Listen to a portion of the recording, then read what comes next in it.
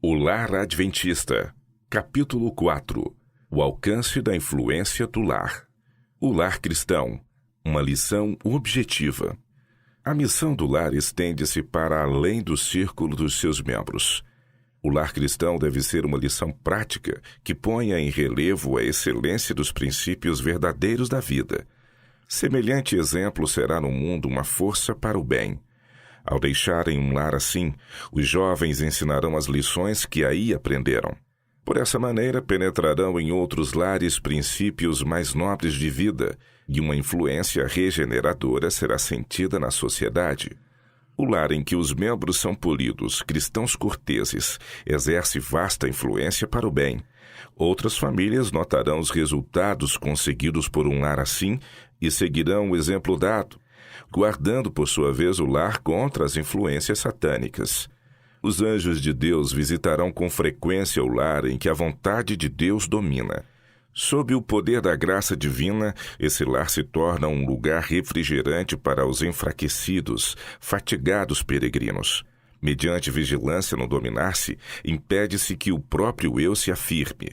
Formam-se hábitos corretos, há cuidadoso reconhecimento dos direitos alheios. A fé que opera por amor e purifica a alma serve de leme, presidindo a toda a família. Sob a santificada influência de tal lar, o princípio da fraternidade estabelecido na Palavra de Deus é mais amplamente reconhecido e obedecido. A influência de uma família bem ordenada. Não é questão de pequena importância para uma família o manter a posição de representantes de Jesus, guardando a lei de Deus em ambiente de incrédulos.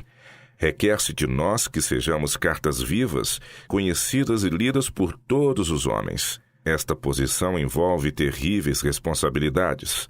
Uma família bem ordenada, bem disciplinada, fala mais em favor do cristianismo do que todos os sermões que se possam pregar.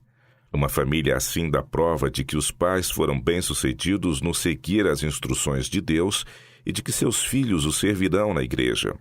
Sua influência aumenta, pois à medida que comunicam, recebem para tornar a comunicar.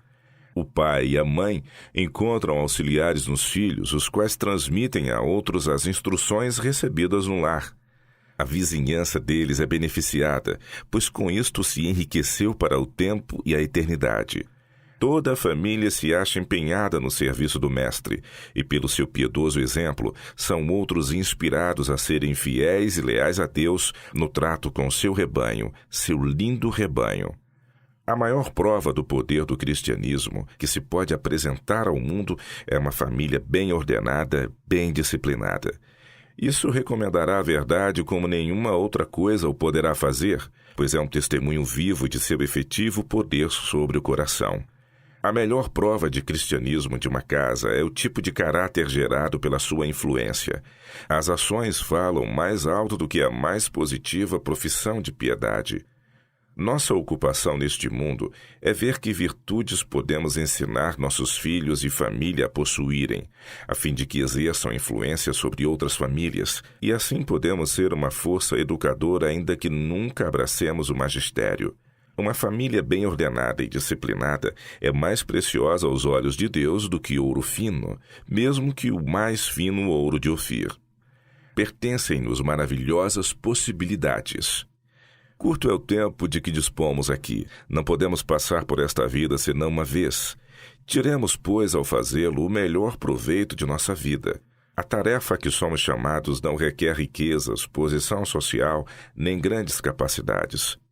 O que se requer é um espírito bondoso e desprendido e firmeza de propósito. Uma luz, por pequena que seja, se está sempre brilhando, pode servir para acender outras muitas. Nossa esfera de influência poderá parecer limitada, nossas capacidades diminutas, escassas as oportunidades, nossos recursos reduzidos. No entanto, se soubermos aproveitar fielmente as oportunidades de nossos lares, maravilhosas serão nossas possibilidades. Se abrirmos o coração e o lar aos divinos princípios da vida, poderemos ser condutos que levem correntes de força vivificante. De nosso lar fluirão rios de vida e de saúde, beleza e fecundidade numa época como esta, em que tudo é desolação e esterilidade. Os pais tementes a Deus difundirão de seu círculo doméstico para os de outros uma influência que atuará como aquele fermento que foi escondido em 3 medidas de farinha. O trabalho fiel feito em casa educa outros a fazerem a mesma espécie de trabalho. O espírito de fidelidade para com Deus é como fermento, e quando manifestado na igreja, terá efeito sobre outros e será uma recomendação para o cristianismo em toda parte. A obra dos soldados de Cristo que se devotam inteiramente é de tão vasto alcance como a própria eternidade. Então, por que há tanta falta de espírito missionário em nossas igrejas?